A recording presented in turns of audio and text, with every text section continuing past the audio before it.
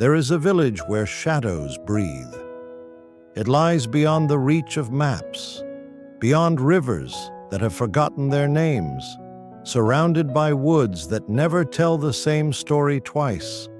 People there build their homes low, their voices softer than the wind, and their fears higher than the moon. Because in that village the shadows move even when nothing else does. They stretch longer in the evening, curl differently at dawn, and sometimes they answer. No one speaks of it aloud, but everyone knows that sometimes the shadows whisper back. She arrived just after the snow disappeared. Her feet were blistered, her coat torn, her eyes the color of dried leaves. She did not come alone. On her hip was a small boy, thin, quiet, his hair tangled like roots, his gaze older than it should be. She was heavy with child, but no husband followed and no name preceded her. Only silence walked with her.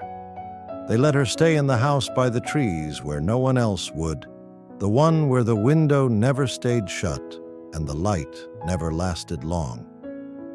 The boy never cried, never laughed, but when night came, he sat by the wall, watching the shadows dance, and he whispered, not to his mother, not to himself, but to the shadows. And they listened. Some nights they moved with him as if echoing his breath, and the old ones in the village turned away. But the woman, the one with pain in her steps and light in her womb, watched quietly. She knew one night the moon did not rise.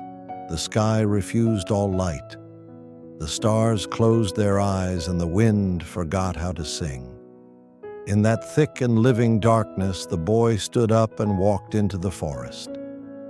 Barefoot, calm, his steps unhurried, as if called, the woman followed, but her body slowed her, the child within her restless, as if also listening. The woods accepted the boy, the trees parted for him, the moss held his feet gently, and in a small clearing he stopped. The shadows had gathered, not as figures, but as a presence, soft, dense, old.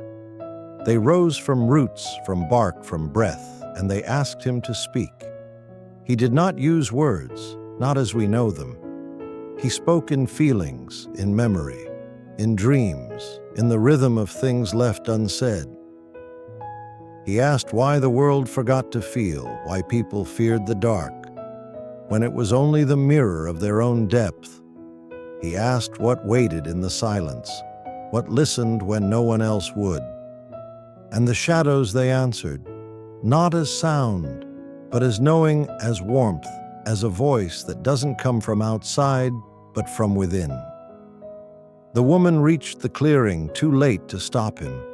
She saw him standing among them, not as a boy, but as something more. His body small, but his presence vast.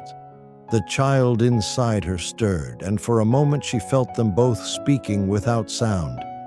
She placed her hand on her belly, then reached out toward her son, but something stopped her. It was not fear, but reverence.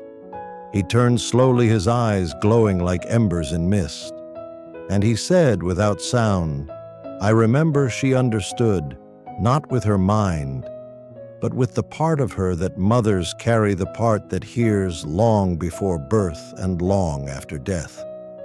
The shadows leaned in, not to harm, but to hold.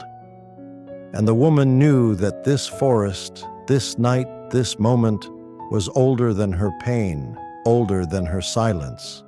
It was a beginning again. The boy walked back with her, but he did not speak again that night, nor the next. And the shadows followed not in menace, but in guardianship. They had chosen not the boy nor the unborn, but the space between them, the story that had not yet been written, the voice that had yet to be sung. And in that village where no one dared speak of the dark, a new breath had arrived, soft, deep watching, and the eye of God it opened not above, but below within. where shadows are not absence but the echo of light waiting to return.